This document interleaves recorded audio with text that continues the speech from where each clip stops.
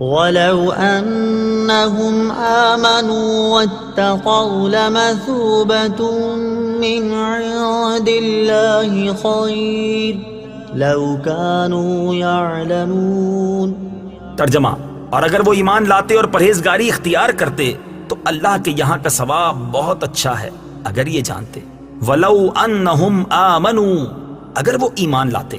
تفسیر صراط الجنان میں ہے، فرمایا گیا کہ اگر یہودی حضور سید کائنات صلی اللہ تعالیٰ علیہ وسلم اور قرآن پاک پر ایمان لاتے تو اللہ تعالیٰ کے ہاں کا ثواب ان کے لیے بہت اچھا ہوتا، کیونکہ آخرت کی تھوڑی سی نعمت دنیا کی بڑی سے بڑی نعمت سے اعلیٰ ہے۔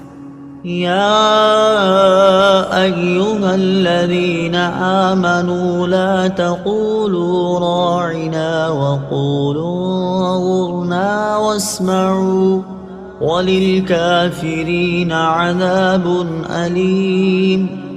ترجمہ: اے ایمان والو، راعنا نہ کہو اور یوں عرض کرو کہ حضور ہم پر نظر رکھیں اور پہلے ہی سے بغور سنو، اور کافروں کے لیے دردناک عذاب ہے۔ لا تقولوا راعنا، راعنا نہ کہو۔ تفسیر صراط الجنان میں ہے، شان نزول: جب حضور اقدس صلی اللہ تعالیٰ علیہ وسلم صحابہ کرام رضی اللہ تعالیٰ عنہم کو کچھ تعلیم و تلقین فرماتے تو وہ کبھی کبھی درمیان میں عرض کیا کرتے، راعنا یا رسول اللہ۔ اس کے یہ معنی تھے کہ یا رسول اللہ صلی اللہ تعالیٰ علیہ وسلم ہمارے حال کی رعایت فرمائیے، یعنی کلام اقدس کو اچھی طرح سمجھ لینے کا موقع دیجیے۔ یہودیوں کی لغت میں یہ کلمہ بے ادبی کا معنی رکھتا تھا اور انہوں نے اسی بری نیت سے کہنا شروع کر دیا۔ حضرت سعد بن معاذ رضی اللہ تعالیٰ عنہ یہودیوں کی اصطلاح سے واقف تھے۔ آپ نے ایک روز یہ کلمہ ان کی زبان سے سن کر فرمایا، اے دشمنان خدا، تم پر اللہ کی لعنت، اگر میں نے اب کسی کی زبان سے یہ کلمہ سنا تو اس کی گردن اڑا دوں گا۔ یہودیوں نے کہا، ہم پر تو آپ برہم ہوتے ہیں، جبکہ مسلمان بھی تو یہی کہتے ہیں۔ اس پر آپ رنجیدہ ہو کر سرکار دو عالم صلی اللہ تعالی علیہ وآلہ وسلم کی خدمت اقدس میں حاضر ہوئے ہی تھے کہ یہ آیت نازل ہوئی جس میں راعنا کہنے کی ممانعت فرما دی گئی اور اس معنی کا دوسرا لفظ انظرنا کہنے کا حکم ہوا۔ آیت یا ایہا الذین آمنوا لا تقولوا راعنا سے معلوم ہونے والے احکام۔ اس آیت سے معلوم ہوا کہ انبیاء کرام علیہ الصلوۃ والسلام کی تعظیم و توقیر اور ان کی جناب میں ادب کا لحاظ کرنا فرض ہے، اور جس کلمہ میں ترک ادب کا معمولی سا بھی اندیشہ ہو وہ زبان پر لانا ممنوع ہے۔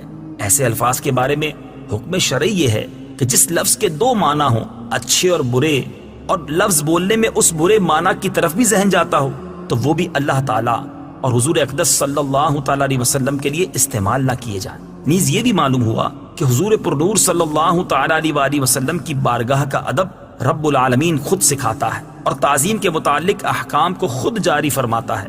واسمعوا، اور غور سے سنو، یعنی حضور پرنور صلی اللہ تعالیٰ علیہ وسلم کے کلام فرمانے کے وقت ہمتن گوش ہو جاؤ، تاکہ یہ عرض کرنے کی ضرورت ہی نہ رہے کہ حضور توجہ فرمائیں، کیونکہ دربار نبوت کا یہی ادب ہے۔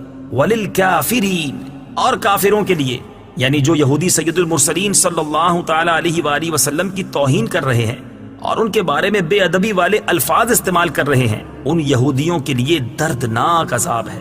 یاد رہے کہ اس آیت میں اس بات کی طرف اشارہ ہے کہ انبیاء کرام علیہ الصلوۃ والسلام کی جناب میں بے ادبی کفر ہے۔ ما يود الذين كفروا من أهل الكتاب ولا المشركين أن ينزل عليكم من خير من ربكم والله يختص برحمته من يشاء والله ذو الفضل العظيم۔ ترجمہ: اے مسلمانوں، نہ تو اہل کتاب کے کافر چاہتے ہیں اور نہ ہی مشرک کہ تمہارے اوپر تمہارے رب کی طرف سے کوئی بھلائی اتاری جائے، حالانکہ اللہ جسے چاہتا ہے اپنی رحمت کے ساتھ خاص فرما لیتا ہے اور اللہ بڑے فضل والا ہے۔ ما یودو، کافر نہیں چاہتے۔ تفسیر صراط الجنان میں ہے، شان نزول: یہودیوں کی ایک جماعت مسلمانوں کے ساتھ دوستی اور خیر خواہی کا اظہار کرتی تھی، اور ان کی تکذیب میں یہ آیت نازل ہوئی اور مسلمانوں کو بتایا گیا کہ یہ کفار خیر خواہی کے دعوے میں جھوٹے ہیں۔